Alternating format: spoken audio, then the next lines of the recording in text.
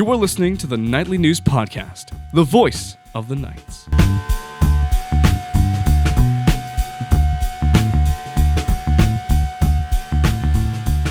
Welcome, everybody, to the Nightly News Podcast. This is Professor Paul Miller, and I'm so honored to be joined. This is always one of my favorite episodes of the season. Anytime I get to have the guys from the Central Penn College Knights baseball team here on the show, always looking forward to that. So, two individuals who are amazing, amazing folks, and really some of the heart and soul of the Knights team this year. We're here with David Thomas. What's up? Thank you for having me. Always a pleasure. This is his second time. The last time he was on talking about the Men Wear Pink campaign, which we can chat about that for a minute if you like. I mean, that was the last time we had a chance to talk to you on the show, but that was a really incredible thing that you did with Blake Eiserman, who just graduated, and we were honored as the Nightly News to make a small donation toward the cause. So did you want to just share with us a little bit about what ended up happening after you were on the show last? Yeah, after we were on the show, we did finished up our fundraisers through like the soccer team. We did a 50-50 where Nick here actually helped out and sat at the table, did a raffle there. We went to the Men Wear Pink walk, which that was on City Island at 8 a.m. the day of the fall harvest, which was awesome too. And then a couple months after, we had our Men Wear Pink wrap-up where Blake actually couldn't come because he was at soccer. But I went, and we were at the, it was like an antique car museum over in Hershey. Oh, yeah. And all of the people who raised money were there, and we had a big blast and had like salmon dinners. That's awesome. It was really cool. And I got to tell you, man, like that is something that you'll always remember, but really the true impact is that money that you raised. Yeah. And so good for you, and congratulations on an excellent effort with that. So Thank you. But we're here to talk a little bit more about baseball. Also being joined by Nick Joseph. Nick, this is your first time on the show. Have you ever been on any podcast before? No, sir, I have not. Well, we are honored to be your first and promise you that we'll go easy on you. Also being joined here by Khalil Dukes. Khalil has had a really interesting situation here. Not only is the athletics intern, but Khalil is also doing game day operations for a lot of the baseball games, but also is writing an article about all of the senior Knights for a senior profile series that we are doing with the Nightly News this term. Khalil, thank you for joining us. And what's it been like to have have the opportunity to get to speak with all the seniors to do these pieces? Thank you for having me. It's an honor to be on here. But it's been a real pleasure talking to each senior. I'm here with one of the seniors today, Nick, and get to ask him some questions and stuff like that, just to see, their lives outside of, school and baseball and stuff like that. Just to pick their brain, it's been a pleasure. Well, and from someone who was also a senior on the basketball team this year, it's just one of those turn the page moments, and just something that we wanted to do. Khalil wanted to do, just as a way to share all of the amazing things that our senior Knights have done. But today we are going to take a look back at this season that was, and really kind of look at some of the games specifically, and then in the second part of the show we're going to take a look at some of the bigger games at the end of the season, as well as that Small College World Series run. So first of all, I think we have to start at the beginning, of course. Coming into this season, big hopes, high hopes, set the school record with victories back in 2025, and bringing back most everyone. Of course, notably Owen Zell was not with you on the field, other than being your first base coach here and there. But so he was a big loss. But generally speaking, you brought back pretty much everybody that had made an impact last season in that first Small College World Series run. The problem was, back on January 25th, and I only know that date because I just wrote the awards article today and published that, but a record snowfall, and it wasn't even just the snow, it was the ice on top of it, and that snowcrete, as it was called, didn't melt for the better part of a couple of months. So while you guys got your season kicked off back in back in February against Clarion for a couple of games, 7 games ultimately ended up being canceled, and then you didn't play for over a month. So what are you thinking as you're going through? Like, you get all geared up, you get into this first game, didn't quite go the way you'd hoped, then you got to sit on the sidelines for another month before you get back out on that field. Honestly, I feel like all the late nights in the facility with Coach Chaz or Coach Grady and Smitty, I mean, I feel like coming into it, we had really high hopes after Clarion. I mean, we didn't come out on top or victorious. Is kind of just like team chemistry was there. We were all one. Even after all those late nights and the long winter break of not playing, it's kind of coming in and getting the job done. So, but what's it like to get ready for that season? You had all these games, and then you play the first couple of games, and then nothing. I mean, you're still practicing, and nothing can replicate actually being on the field. So, just share with me a little bit what it was like to have to sit out for a month without being able to get back on the field. Yeah, it was tough because our first game was supposed to be at Mid-Atlantic Christian, and they had knocked us out last year. And frankly, a nice way to put it was they embarrassed us. So everyone was looking forward to that first week of February to come out there and play games against them, try to get a couple wins. But then that got canceled. So then the next 2 weekends of games also got canceled. We moved Clarion's games up 2 weeks. And starting 2 games against a D2 opponent, frankly, we were in the games for all of the 5 innings that we played until the last inning. But I was super happy with the way we played. But then after that, not being able to play games, it was just like a stab in the heart, because you have all these high hopes. We only have 40-some scheduled games. 7 of them are gone right there. And frankly, it wasn't that other teams were playing. Nobody could play. So I mean, unless you're in like Georgia or Florida or something. Like, I mean, our game against Clarion, we played down at Calvert Hall where Kyle Brent went to high school. It's a full turf field, so we were able to play there. But other than that, we weren't the only team affected. It was every team affected, and everybody else was looking for games. They were going down south. We don't have the biggest budget. We can't take all these trips. But it just sucked as a player because, we lost our first 2 games, and we had to sit on that 0-2 record for 35 days before we could play another game, which it's kind of just like shooting yourself in the foot because you have to stare at it every single day. Well, I don't want to belabor that point, but as you said, you were in those games against Clarion. It meant a lot to you to even have that opportunity. But again, then sitting for, as you mentioned, 35 days, and then you come back here March 18th against Patrick Henry and win in dominating fashion, essentially.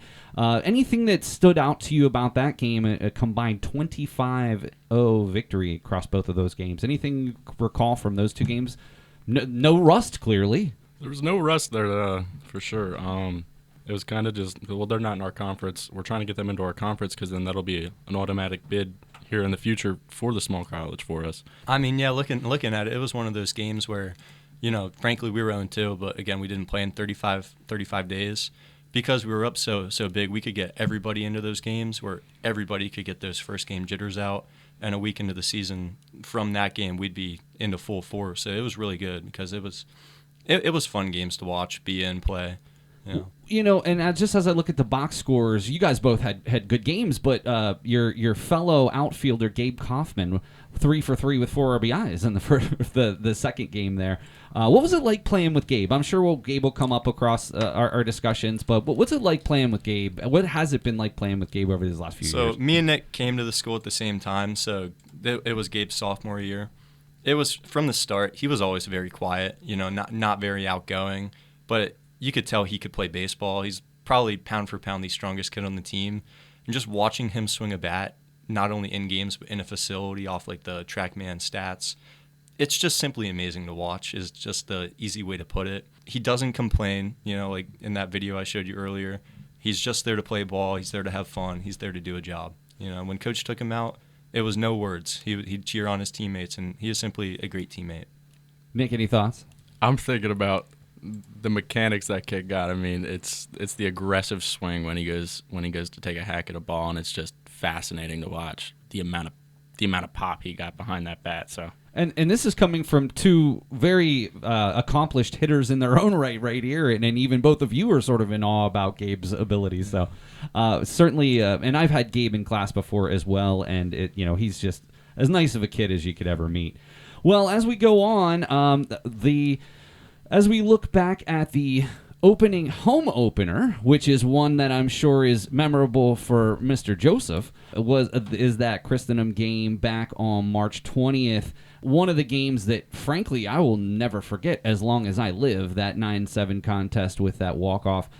So talk to me a little bit about that game. And again, it was only the first of that doubleheader. We were supposed to play 2, and fortunately we got that first game out of the way because it torrentially downpoured in that second game. But Nick, as you think back to that game, that was sort of a back and forth contest. I mean, the Knights had to come back and tie it up in the seventh and then take it to extra. So walk me through those last couple of innings, looking down the barrel at a potential early season loss to one of our conference opponents. I don't know. I feel like they would definitely be a rival to us. Our conference isn't big. It's not. I mean, it's competitive baseball. But that game, we started off slow. I had a feeling it was going to come down to something like that. I'm going to be honest with you. I did not think, I was not confident in myself in that situation, and it ended up playing out in my favor, thankfully. But the guys came out. They shed some blood there at the end of the game, and we got done what we needed to do. I'm really surprised that you said that you've never struck me as somebody who lacks confidence. It's not the sense that I lack confidence. It's don't want to let anybody down in that situation. No, I mean, I think that's fair for everybody, right? Like, 100%. Nobody wants to let people down, but you've always struck me as somebody who is very, very confident in their ability. Always look like you're cool as ice when you're in that box. Like, you never get fidgety.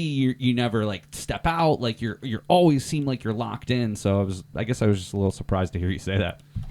Yeah, I mean, it was a 3-0 count. That I was not expecting him to throw three consecutive balls to me. I was hoping for a little more competitive at bat for them too. I believe they intentionally walked McCoy, correct? Yeah, I'm pretty sure they did. I still don't understand that call. I mean, I understand Tanner had an amazing year, but there were multiple times that people were getting intentionally walked either in front of you or in front of Tanner, and I'm just sitting here thinking, what are you doing? Like, yeah. It makes no sense to me in there. I think there was a situation later against Bucks that the same situation happened, and I'm just like, how do you walk any of these guys to get to the next? I mean, if anything, that's sort of got to be a slap in the face to you, right? Like, what, you're going to walk him to face me? Like, come on. I mean, and your numbers were just spoke for themselves. So anyway, what was the feeling like though when you made that hit? And I don't remember a celebration quite like that in a long time. I mean, it was all around electric. I definitely didn't expect to be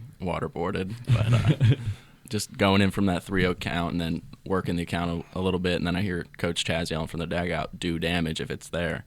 I just took a hack, and I did not think it was going.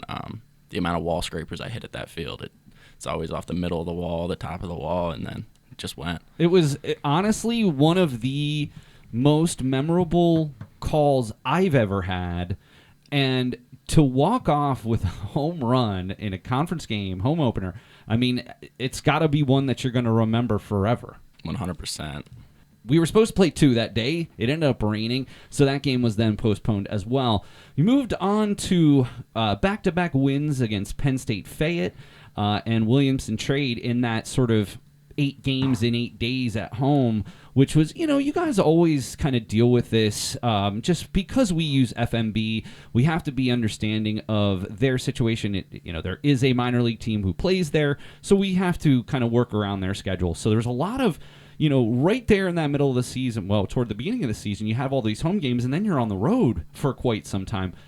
Before we, leave these games, what was it like to have those 8 games at home in front of the home crowd as your season's just getting started? I thought it was awesome because it really got us in the rhythm of, we're playing at home. It's frankly the nicest field we will play at all year. Nick works at the field, and they just got new grass. It's pure baseball at the end of the day, and especially doing that at home where everything's in control. You're not getting razzed by the opposing fans. Everything's calm. It's what you want to start a season. You hate to go away and play 8 games all away. Then who knows what can happen at the end of the day. But playing them at home, especially with you calling the games, being able to watch them back, go over whatever we want, it's awesome. It's my pleasure to be out there. And obviously Steve and I and Parker got on a few games this year. It's our honor to get to do that, not only just from a professional standpoint, knowing how much you guys appreciate us, but really from a standpoint of our professional careers. I mean, the fact that I get to call games at essentially just below a major league ballpark with a group of guys that has won the conference championship 4 straight years. I mean, it's really quite incredible. Any of those games stand out to you, Dave? Obviously, I'm just looking at your stats right here. You had some monster games in that stretch. Williamson trade. You had 2 hits in the first game, 3 in the second. I mean, you played really, really well in those 2 games. Anything memorable stand out to you about any of those contests? I mean, just being able to win the games at the end of the day. You know, I started off the season very crappy. I think it was like 1 for 16, whatever it was. I don't think that's really necessary to say on here, wink, wink. But, you know, at the end of the day, it's all just about winning games. You know, people putting up stats, watching everybody have fun. Baseball is not fun when you're losing, but it's really fun when you're winning. So just I think we went, 7-0 in that, or 7-1 in that stretch? No, you were 7-0. 7-0? Yeah. I mean, that's the most memorable part about it. You know, between games, going into the clubhouse, hugging everyone, you know, giving them high fives. After the game, you know, high-fiving the other team, knowing that we just beat them twice. You know, that's what I took out of it. Khalil, now you were the athletics intern, but you got to your first opportunity, your first taste to that week whenever we sort of opened up. Tell me a little bit about what your experiences were, not only just with that series, but like with the whole experience that you had being involved with the game day operations. It's really great. It's a surreal moment because I'm not only like a part of something, like I'm actually doing the scoreboard and stuff like that, so I actually got to sit there and actually watch. And I'm a baseball fan myself, so I know the little ins and outs, certain things, so it's actually fun seeing them going on like just a major win streak and just down that and just being part of that. Like, I'm small in their world, but it's also I'm a part of it, and it helps me because I'm not really like a outgoing type of person. So like talking to them and, you know, being with them sometimes and stuff like that in the dugout or after games and just, you know, congratulating them it's been an honor just to watch and see because they're an amazing team. And, you know, I wish, you know, my team was like, you know, like that since, but, you know, it's okay. But they have something strong going, and I feel like they're the strongest team we have here at Central Penn. And I think, you know, other teams are going to come up to their status as well, too. But I feel like just watching those guys just compete at a very high level, it's just been an honor to watch. And you want to get involved in working with sports as well, right? Yes. So that game day experience, if nothing else, not only is going to increase your school pride, but it's going to, long term, it's going to make a big difference in what your future career looks like, just that experience that you had. And we're talking high-level baseball here. We're talking, you know, and I think one of the things I like most about what we do at Central Penn, especially in relation to many of our other colleagues in the USCAA, not only are we playing on a professional field, we have full commentary. We've got all of the perks that, you know, college baseball should have. I think I put our program up with anybody in the USCAA. There's no question about it. Before we do get to that first break, I want to talk about a couple of these other games in here. Obviously, aside from those couple early season defeats, the first time that you tasted defeat beyond that was the March 27th game against Penn State Hazleton that you fell 10-7. You got on the board with 5 in the first, but unfortunately, it doesn't seem like the pitching held up. Anything that you can recall about that game? I don't want to belabor the point of the bad, but honestly, sometimes, as I've talked with players in the past, sometimes it is those losses that propels you to doing great things later on. I mean, is there anything, not even necessarily about the game itself, as I look at Nick Joseph's line in that game, 2 for 3 with 3 RBIs, tell me a little bit more about, if nothing else, how that game helped you moving forward. So that game, there was a lot of stuff that the box score doesn't show there, where we played, I think, 4 games the 3 or 2 days before. Right. We had 2 games 2 days after, and Penn State Hazleton had no games 5 days prior and no games 5 games after. So we got there 1-2, and the first game we faced Trent Strohecker, and then the second one, I think it was Cooper Ansbach or something. We knew we were getting both of them games 1 and 2, and in game 2, Ansbach, he throws almost 90 miles an hour. I think he walked the first 2 dudes. Nick Joseph hits a 3-run home run in the first inning. He walks the bases loaded. We get another 2 runs. You know, we're up 5-0, thinking, we're just going to cruise here, and it just simply didn't happen that game. You know, it was just one of those games where nothing was going our way. After we won the first game, which was a back and forth battle, but that second game, it was baseball at the end of the day. Nick, how was that home run? Line drive straight off the bat. No, Just and, went. and I don't mean to bring up losses, and that's not. And you had a triple in that game as well, I believe so. according to the box score. Yeah, let's I roll believe it. so. Yeah. So huge game there for Nick. And again, I'm not bringing this up because I want to belabor every loss, but did that help you moving forward? I mean, did that loss have any impact on the rest of the season? If not, it's okay. I'm just curious because you all lost so few games. I don't know if those games that didn't go your way were enough to maybe help you moving forward. I don't think that it kind of determined the rest of the rest of the season for us. It was kind of just like, because I know they went out and competed in their PSUAC conference championship. They ended up going to their championship final against Mont Alto, and they had a great run. They had a great season.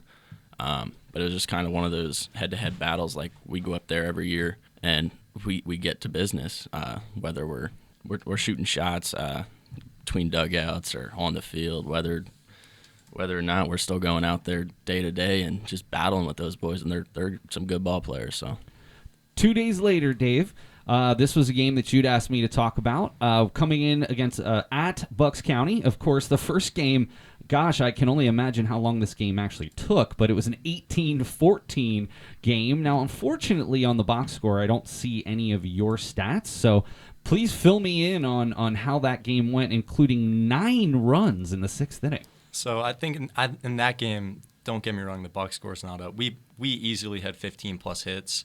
It was one of those games where everybody was hitting and walking, and frankly, I'll give him credit. Tanner Boyd, who never hit a home run over the fence before that day, hit 2 in the first game in that 18-14 win. And wow! That seeing him hit the 2 home runs kind of ignited the offense. It was a game where we were up 3, down 2, and then we were up 4, and then down 1, and then we did score 9 in the 6th inning to eventually go up big, which that kind of set the pace for the rest of the game. But that was one of those games where it was a hitter's dream. It was just a stat padding game. Move to the second game. Here's a situation where Bucks got the better of you there in game number 2. They got on the board with 4 in the first. You guys came back in the second and third and put 6 up. And then, unfortunately, they were able to put 2 across in the 5th and 2 across in the 6th for a loss against a team that you guys, frankly, have dominated since your time here. How did that loss sit, especially after the offensive fireworks in game 1? I mean, definitely after game 1, they wanted their get back. They came out throwing punches in game 2. Yeah, we had that big run there in that 1 inning, but I feel like they got the better of us for sure. It was one of those games where I think Cam Smiley pitched the entire game. You know, he gave up 4 in the first inning. Seeing that and battling back, it was kind of big to watch. You know, we were up 6-4, like you said, but frankly, after an 18-14 win, everyone's tired. You know, I mean, I can imagine both of those games probably took a significant amount of time. I mean, you guys were probably on the field for 5 or 6 hours across those 2 games. And it was still early in the season where it might have been 50 degrees out, wind. The thing about Bucks County there is, one, their field has a hill in it, but it sits on a hill.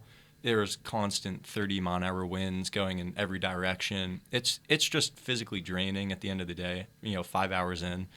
But, like I said earlier, it's baseball. Well, listen, we're going to leave it at that here on the first half of the show, but I do want to come back about your guys' feelings about what the rivalry between you and Bucks has been since your time here. But we're going to take a short break, and we'll be right back with Nick Joseph, David Thomas, and Khalil Dukes. Stay tuned. Hi, this is Steve Hassinger, Career Services Director. Thank you for listening to the Nightly News Podcast.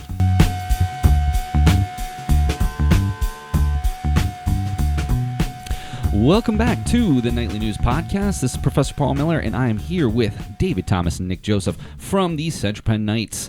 We are going to sit here, and for the second half of the show, we're going to talk about some of the April games, but we're really going to focus on Senior Night and the ESAC Championship, as well as the Small College World Series run. A couple of games that I wanted to talk about here in April. I want to focus on the 2 contests against Manor College. This is April 14th. Now, the first game was really quite incredible. You want to talk about, frankly, probably the longest 2 innings to start a game in the history of baseball. I mean, it was really quite astonishing. First inning, Manor comes out top of the first, puts up 5. You guys follow up with a 9 spot. Then Manor comes back out, puts 8 across in the second. You guys follow up with a 4. We got a 13-13 game after 2 innings. Just tell me a little bit about what that was like in those first couple of innings. So that game, I was actually on the bench for the first few innings there. So I was blessed enough to coach first base there. So I was able to see that. I saw that. The hitting side of it, where again, one of those games where everybody was in, and frankly, everybody was doing stuff that was awesome, whether it be walks, hits, hit by pitches, stealing bags. Everybody was doing stuff, but I wasn't on the field, so I'll let Nick talk about that. I dealt with injuries all season. I wasn't on the field. I was kind of just swinging. But from the offensive perspective, it was kind of just like one of those games where anywhere you hit that baseball, they were there already. And I don't know. They've definitely improved over the past 2 years. No question. There's no question. Last year was really, really tough for their team. And to see them, again, be competitive, I don't know if they ended up what their final record was. I know that when we played them, they had yet to win a game, but you got to give them a lot of credit. They looked like a whole different team. They brought in a few kids, like Charlie Levy. He was a shortstop. He led the nation in batting average. I just realized that today, that he actually by .001 got McCoy for the best batting average in all the USCAA, which is really incredible. I mean, he was a great player, but I never even would have thought about that. He was the backbone for them. He came in and shortstop. Last year, if you hit a ground ball to the shortstop, you could just walk the first. But now this year, you actually had to get hits, and I'll give them credit. They improved so much. You just go up and down the lineup looking at some of the stats here. Wilson, 2 for 3. Even Michael Niles came in, got a couple hits. McCoy, 2 for 4, 6 RBI. McCahan, 1 for 5, 2 RBI. Smith Cole, 1 for 2, 2 RBI. I mean, it's really just crazy how that game went. 20-14. Followed that up with a 12-0 victory, which was also an Anthony Garcia no-hitter. What was it like to be? That was the first of 2. We can come to the second one, but what was it like to be out there to support your guy through a no-hitter? So it was awesome because last year, or from last year to this year, we lost a couple pitchers. If you would have told me this year that Anthony Garcia would have thrown a no-hitter, I would have said you're full of it. Let alone he threw 2 no-hitters this year, which was awesome. Within 8 days. Within 8 days. And then he came through and threw a complete game shutout at Penn State York as well. But standing in left field for that, I mean, there's not much I can do. Yeah, he's mowing him down. I think it was only a 4-inning game. He only had to retire 13 batters. It was a leadoff walk, I'm pretty sure. Correct. Yeah, he had. So yeah, no, he pitched 5 innings in both of those no hitters. Yeah, they both went the distance. But it's incredible. I mean, Garcia really, really brought an element that was needed, especially with Wyatt Kozer's early season injury issues and then Juwan Morales' later season injury issues. Those were 2 people who, frankly, I'm sure you guys were counting on coming into the season to be, of course, your folks that are rounding out that rotation with Smiley. I think Smiley's the only starter who made every start this year. And, those are 2 huge losses between Kozer and Morales. Fortunately, Wyatt did get back out there during the end of the season, but I'm sure he was just chomping at the bit to get back in these games because I know he's quite the competitor. I do want to just move forward to later on in the season. I want to talk about senior night, Penn State York. What a set of games here. The 4-3 game again, Nick. 2 walk-offs, just in games I got to call. For all I know, you might have had some other ones. But game 1, senior night, your senior night, along with people who you've played on this team for the last several seasons. What was it like? Let's first start off with the pregame ceremony. Probably the largest senior night that we've ever had, certainly the largest I can recall. What was it like to be out there on senior night? I know it obviously wasn't your last home game, but what was it like to be out there on senior night with your team?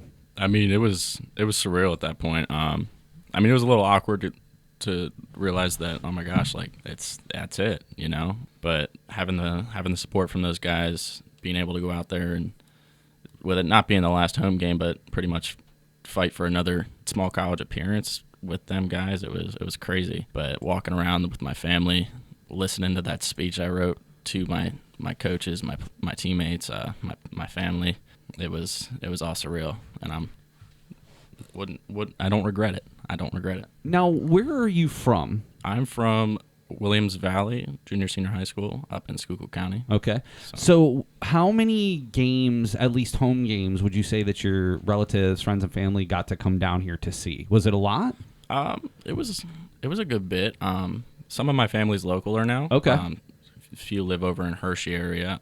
Most of them did travel down through here, though. But it had to just be so special to not only just be knowing that it was your last game, but knowing that they were all there and all of the people who've supported you and all the people you've played with. I mean, I never got the opportunity to play high level, like high school or college ball or anything like that. So I'm only just guessing what it would be like, but I'm sure it had to be emotional, right? Oh, yeah, 100%. Seeing those guys walk with their families, and I just feel like I've never met half their parents knowing these guys for so long, and I'm just like, oh, do I go introduce myself? Like, it was just like, wow, it's crazy how this is all happening at once. So, you know, Khalil, you had the opportunity during the basketball season to go through your own senior night. Can you add anything in terms of what it was like for you that night to have your family there and to send you off on your last game? Yeah, I can also kind of relate to him because my family's from Baltimore. So coming here, my parents have never been to an actual game.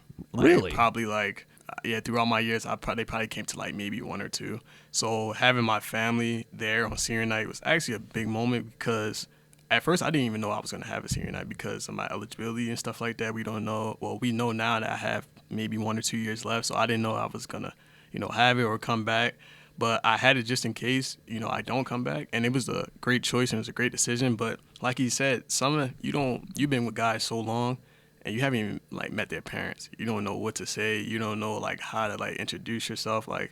Isaac Cattling has been one of my teammates for my whole 4 years here of playing. Well, 3, I only played 3, but being here. And I've never even met his dad or mom ever. So coming to senior night and seeing them for the first time and stuff like that, it's like, okay, now how do I introduce myself? Like how Nick said, you can see how they were being raised just based off their parents' appearance and stuff like that and how they carry themselves. So it was a crazy moment, and for me, I fouled out on my senior night. So it was which is crazy, but you weren't the only one that fouled out in that game. I think 3 or 4 of you guys did. Well, no, listen, I wanted to go back to something Dave said earlier. Part of the reason that we do this is, of course, we want to give our students opportunities to get involved with the coverage. But over the years, one of the biggest and probably coolest things for me, yes, I know you guys love the footage. I know that it's for you guys, it's scouting, and if nothing else, you guys do well, you can clip it, you can, put it out on your social media. So that's part of the reason we do it. You guys would be shocked how many parents come up to me and I'm like a mini sort of celebrity to them. They'll come up and say, oh, how much of a fan they are of what we do and how good of a job we do and how thankful they are.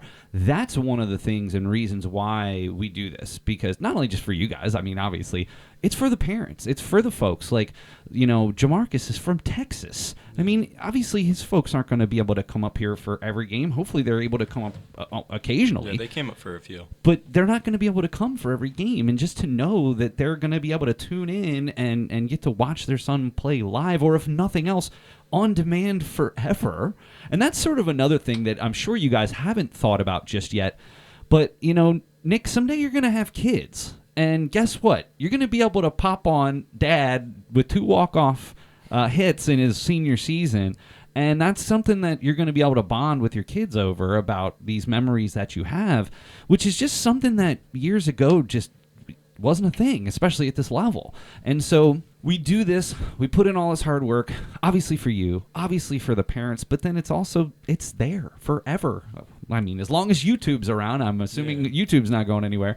And that's one of it's sort of the combination of all 3 of those, which is every single time that I get ready and I'm setting up and I'm getting organized, those are the things that I'm thinking of. It's not just about today, and it's not just about for these folks on the field, it's about their parents, and who have spent years, decades in some cases, working with you guys, sacrificing themselves to make sure that you have every opportunity to continue your playing career.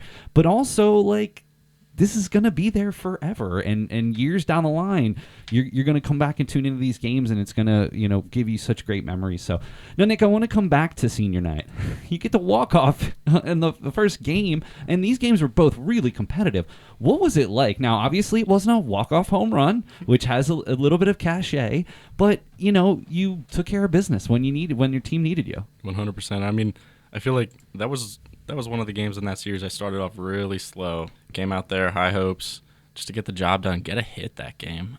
And he delivered the perfect pitch that I was sitting on, waiting on all game after throwing away from me or throwing down and in. And I'm just like, I don't want that. And then the umpire's ringing me up on it. I'm just like, something pretty here in this at-bat, and I'll get my job done. And he threw it to me, and I teed off on it. So which one felt better, the home run early in the season or the I said it was a double. It only went down as a single.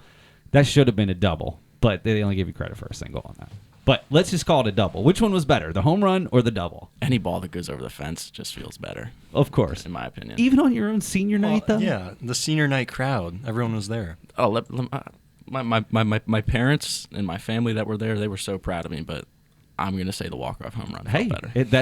That's absolutely your option. Well, we go to game 2. It was definitely not quite the same.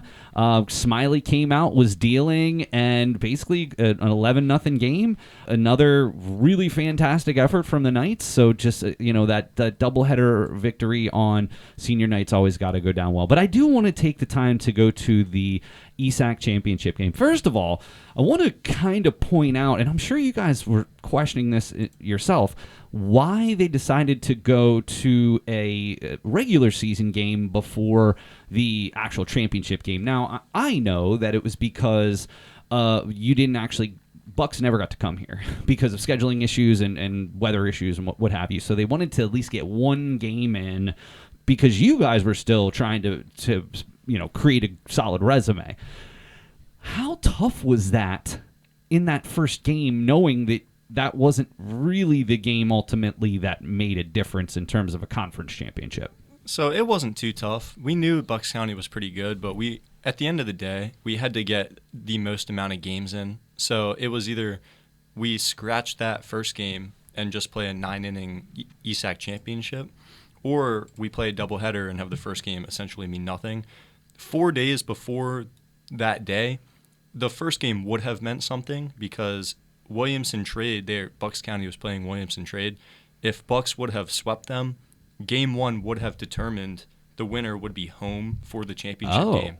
But Williamson Trade beat them like 4 days before, meaning that we had a 2-game advantage on them in conference.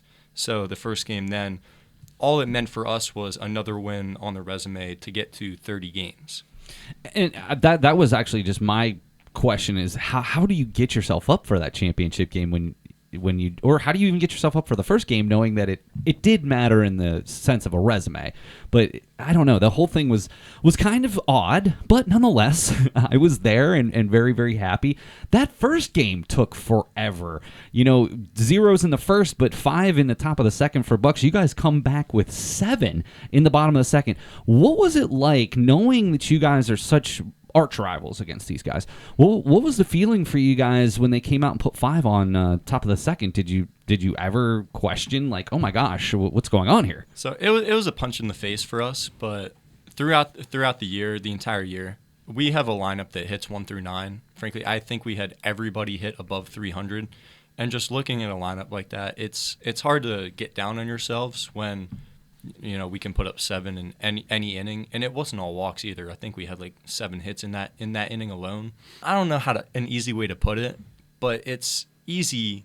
It's easy to go up there playing knowing that you got not 8 dudes behind you who are, if you don't get on, they're gonna get on and do the job that's needed. I made that comment, I can't tell you how many times this year, certainly in this game. You guys are never out of it. You could be down 10 runs and you're never out of it because your lineup just was stacked. So, I mean, just as you go through, obviously the additions of Wilson and McCahan were offensively were tremendous and defensively too, I might add. Tanner Boyd stepped up. Tanner Boyd was second on the team. He had 20 on with on-base percentage. He had 25 walks in 25 games. Incredible plate discipline. But I'm going to tell you the person who I think really made the biggest strides offensively, and that's Terrell Smith-Cole. Of course, and yeah. I made that point numerous times. His glove was never a question. Ever. I mean, he's one of the best defensive players I've ever seen play at Central Penn College. But offensively, last year, without trying to sound rude, he was somewhat of a liability offensively. Yeah. This year was most certainly not the case. Not only did he have some pop in his bat, he had a couple home runs this season, but he was one of the most consistent contact hitters at the bottom of your order. What did it mean for Terrell to take that step up this year? In the beginning of the year, he didn't hit 400 at the beginning of the year. He maybe hit 200. It was awesome for him, because every single hit that he had was a huge late inning situation where, okay, Rel, we need this. And he just popped a single for 2 runs. And then towards the end of the year, you could pencil him in for a hit, 2 hits every other game, and it was like clockwork. If he's battling in an account, line drive up the middle, ground ball up the middle. It was just pencil him in. And then he had the home run up at the Small College World Series, which was huge in the situation that it was in. He kind of ignited us to score some runs and tie up the ball game. So as we go to the ESAC Championship game itself, and looking back at that, frankly, when we compared 2025's ESAC Championship game to 2026's, it was certainly much more anticlimactic. Of course, last year, Tanner McCoy walk-off, one of the games I will always remember. But here we go again. Bucks starts off the top of the first inning, 2 runs, 0 for the Knights in the bottom of the first. Come back, 2 runs, just like game 1. You're staring down the barrel of a 4-0 deficit. How do you... I mean, obviously, I know, Dave, I know you guys... You have the utmost faith in your offense, but was there ever a moment you're like, man, these guys came to play today? I mean, being in left field and in the first inning, seeing Austin Frank hit the 2-run home run, it's defeating knowing that we just whooped them in game 1 and then game 2. 2 batters in, we're down 2-0. We don't have an out yet. It was defeating from the field perspective. But especially with Smiley on the mound too, I know that's got to be a little demoralizing. He's your guy. He's the ace of the staff, and come out and I guess you don't expect that to happen right off the bat. And frankly, I was really kind of taken aback because Cam, I've never seen that happen to him before. You may, because obviously you've played more games with him, but one pitch, allows a hit, next pitch home run, and it's already looking down the barrel at a 2-0 deficit, and then he comes back out in the next inning and gives up another 2 runs. I was frankly worried at that point, but again, why worry? Because you guys come back bottom of the second, you put 6 runs up. Dave, this was arguably one of your best games of the season, 3 for 3 with 3 runs. Easily the best. Tell me a little bit more about your game in that ESAC Championship game. Well, I'm not a swing first player, but in that game, in the first inning, I swung the 4th pitch. My bat had a ground ball single, but my second and third at bats, I swung first pitch and had base hits to right field, which it was good for me because I started the season where, frankly, nothing could go right. If I hit the ball in play, it was an out. So ending the year off strong was huge for me, especially because it was when the team needed it most. I didn't want to go 0 for 4 in a game like that, and everybody else needs situations to do stuff. I batted second. It is my job as I'm batting second to get on base and score runs for Tanner, McCoy, Nick Joseph, Gabe Kaufman, McCahan, all to hit me in. So it was just awesome knowing that if I swung that game, it was going in the outfield somewhere and doing something productive. Nick, you had quite a good game in yourself. I mean, only 1 hit, but 2 RBI. I mean, you certainly contributed as well and helped the Knights tack on more than enough runs to 10-run rule that game. Tell me a little bit about your memories from that contest. To be honest with you, I don't really remember much from that game other than holding that banner, taking the picture with the guys. It's kind of just it's on lock every season now. We hold that banner, we take the picture. I mean, that's 4 straight. Not much we can do about it. Sorry, Bucks. Sorry, Christian Dome. Speaking of which, I want to come back to this real quick, and I know, Dave, you still have another year, and you'll have some more games against Bucks, but so you'd mentioned earlier that we're still trying to find that 6 team. That's the magic number to get automatic bid into Small College World Series. But during your time here, Bucks clearly has been our arch rival, our number one most hated opponent. What is it about Bucks that has brought it to that point that they are our arch rival? What's different about them that maybe you don't see with some of the other ESAC teams? I think I want to say what kind of started off was that year before I got here when Bucks ended up winning that conference or did they lose the conference championship and ended up going to a small college over us? If I recall, I heard the energy from their dugout just kind of demoralized ours. And then from there on, the past few seasons, we just did it to them. Flipped the switch and just kind of destroyed them in a way. Khalil, did you see that in basketball with Bucks? Oh, most definitely. Their coach is something. Is one of a kind. And I think for us, the rivalry started, I want to say not my freshman year. My freshman year, it kind of started there. Their coach was saying a couple of things to our wonderful athletic director, Miss Casey, and we all took that. We all took that to heart. And I think ever since then, every game has been personal. We just go in. Their players try to talk to us as well, and their assistant coaches talk. So it's like, you guys want to talk, okay, we can talk too, and we can take things personal as well. And every time we play them, it's just a personal game. Like this year, our first win was against Bucks, and during that locker room, Coach Ken, he was just telling us like, this game, it's personal. It's nothing more than just that. Go in and put your hard hat on and just take care of business. I even said in the broadcast for the ESAC Championship game, throw the records out the window when Central Penn and Bucks play, because both of you guys are always going to give your 100. Not that you don't always give your 100%. That's not what I mean. You're going to give your 110% when you're playing Bucks, because there's just something special about that rivalry. Well, I want to come and spend the last few minutes of the show talking a little bit more about the Small College World Series. Number one, I want to point out that I had the opportunity to be in the room with you guys during the bid show. I hadn't had that opportunity in years prior, but man, I'm actually shocked that ATech is still standing after the energy and electricity that was in that room. I mean, if anybody was in that building, they heard the celebration from you guys getting in. The 10 seed, and in fairness, I was talking with some of the coaches beforehand about some of the possibility, and there was some questions about whether you guys had played enough games, and even though you had the best winning percentage in the history of Central Penn College, would that be enough?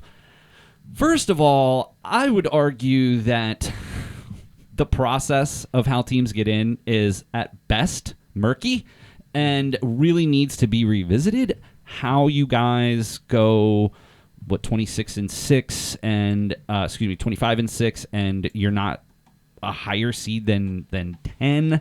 I don't know. I'm sure you guys feel the same way about that. It just seems in a way sort of arbitrary how some of these folks, because I believe, if I'm not mistaken, US Sports University had 20 losses. Now, I know they played over 40 games, but something's not adding up here. Do you have any insight on that? So Chaz preached it last year, and one thing that showed last year and this year was strength of schedule matters.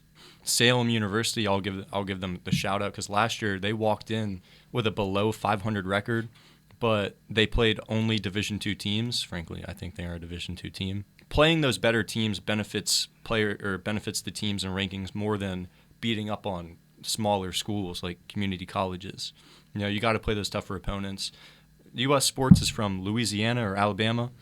I don't know how much different the baseball is down there compared to up here, or frankly, I don't know who they are playing at the end of the day, but the people who did the rankings felt that they should get in, and I guess they got it right because they did beat us, but I think there's some questions to get asked. Well, I don't want to belabor that point. It was just, I guess I was surprised that it was even a 10 seed, as well as you guys had played. But again, that's aside from the point. Listen, I'm going to let you guys kind of narrate these two games, because while I did watch them, I can understand that there are some, maybe you look back and you wish things might have went a little better. So I'm just going to turn it over to you about how those couple of games went, and maybe your impressions about those two contests between the both of you, and then we can come back for a little bit of a wrap-up. So take it away. I don't know. Going into that game, I kind of knew we beat them at the start of the series last year. It wasn't a crazy good game. They came out first 2 innings, put some runs on us. Gabe and I answered. I hit a solo. Gabe came out, hit a 2-run home run, I believe. Grand slam. Grand slam, craziest bat flip I've ever seen in my life, by the way. But I just knew after beating them this past year that this year they were going to come out. They had our numbers. They were ready to battle, and we didn't answer the door. So, talk about the starting pitcher for Central Maine. So he's a dog. The stats I don't think really showed it how good he was, but he was essentially our Cam, where their best teams that they were playing he was getting. So we walked in there and looking at the stats like, oh, he's not too good, but he shoved against us. I don't think walked but like one person. He threw very hard strikes. He did everything he needed to do. I think he only gave up 3 hits. Three hits, 2 walks on 123 pitches. I mean, when you're in the Small College World Series, if you need to win a game, he's the type of dude you want on the mound. Well, so that did not take anything away from you. You still had another opportunity to work your way on beyond the first contest. Tell me a little bit more about Game 2. Game 2 was awesome because in the first inning, I think we had 3 hits, had 3 base runners. The opposing pitcher was throwing mid-80s, which is kind of hard for what we've seen all year. So it was good to get on the start there. Frankly, I think Cam pitched that game. The opposing team had a leadoff home run, which that's essentially just a shot in the heart. You just got 3 hits, got no runs, and then 1 pitch later we're down 1-0. But that was a game for the ages. It was back and forth throughout the entire lineup. We all got hit, all got on base, did our jobs. The ball didn't roll our way at the end of the game. We had a couple chances to score a bunch of runs in the 6th and 7th innings, no pun intended. It was frankly an awesome game. It was competitive at the end of the day. Any thoughts on your end on your final college game? No, I'm just thinking about the 26-year-old pitcher that they brought in, and he's pumping 90, and I haven't seen that since my freshman year of college in Florida. So I'm just that pitcher threw very hard. I mean, how was he out of the bullpen? Yeah. He only had 8 innings pitched on the year because he was injured most of the year, kind of like Wyatt Kozer. So when he was warming up, we're looking at this specimen. Frankly, Nick said he's 26 years old, and we have no clue who he is. And then he gets on the mound, and the field there had the radar, and he's throwing pitches, and it's like 84, 86, 87. During warm-up. And it's just climbing, and the radar was slower than what it actually was. And he came in with the bases loaded, no outs, struck me out, struck Tanner McCoy out, and it kind of stopped all of our momentum, but it was scary. I've got just one question, and again, part of my job as a commentator is to analyze what's going on the field, analyze decisions that are made. I hope that no one from Central Penn ever takes offense to anything that I say, because as I always say, I'm just doing my job, and I'm also probably the biggest Central Penn homer as a commentator as possible. What was the thought process behind not having Wyatt pitch one of those first 2 games? Now, I'm taking nothing away from Cam or Anthony, but to me, especially with the senior, he pitched great the backside of the season. Do you have any commentary? I mean, I can certainly reach out to Coach Stevens and get his opinion, but any thoughts on that? So most teams go there and burn their number 1 in the first game, like what Central Maine did against us. They burned their 1, and frankly, as well as Garcia pitched this year, I wouldn't say he's our number 1, not to discredit him at all, but we went in there throwing I would say Garcia is our number 2/3, because if you win that game, at the end of in that tournament, it's a 2-loss tournament. It's 2 losses and you're out. It's not single elimination. So if you lose the first one with Garcia, then we still have our number 1 and 2.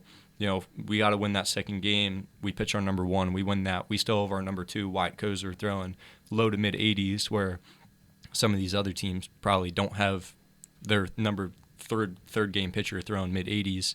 So it was good to see him get in at the end of the game to get that last inning off his belt. But the goal was there to win at least 1 game, and then Kozer would have pitched 100 pitches in the 3rd game. Always looking back and thinking about how things could have went differently it's always really tough, because, and again, I want to come back to what I talked about at the beginning of the show. you guys had such an amazing season, and Nick, you've had such an amazing run here, and Dave, you still have another year here. It's gotta suck. Like, you guys come off this massive high, winning your 4th straight ESAC Championship. You're so excited and gung-ho going out there, and then unfortunately it just doesn't go your way. And I guess I just hope you guys don't look badly back on the season because of the way that it ended. I know that, Nick, that's not the way that you wanted to finish your senior season, but of course just the experience in and of itself I hope was valuable to you. Some of the guys from the team got nominated for some USCAA awards, which you won honorable mention, right? Correct. Yep. So congratulations for that. We were all behind you. Every single one of us, every single family member, every single night, we're behind you, and we just give you all the credit in the world for such an amazing season. And again, I just hope that the postseason doesn't leave a bad taste in your mouth to how amazing this season actually was. Yeah, looking back at the bid day, I would have rather had it end the way it did and be the 10 seed than that not happen and be the 11 seed, which didn't make it. So. Oh no, I absolutely understand that. I'm sure you guys came back bummed from the situation, and I guess that's the worst part about like postseason tournaments, right? Like, one team wins, every other team goes home with a bad taste in their mouth, and it just sucks because you win a conference championship and you're at the top of the world, and then you go to this postseason, and I guess what I'm saying, Nick, is I just hope, especially for you, I mean, that was your last game as a college player, certainly hope that you're able to play on in some capacity moving forward because you're amazing. But I hope maybe on the short term, maybe it sucked, but I hope in the long term, and as you grow older and reflect back on these seasons, that you don't let that sour the just fantastic effort that you had this season. Yeah. I mean, I'm definitely looking at the greater moments in the locker room, whether it be in the dugout or on the field or at practice with the guys. I mean, we shared a lot of memories together.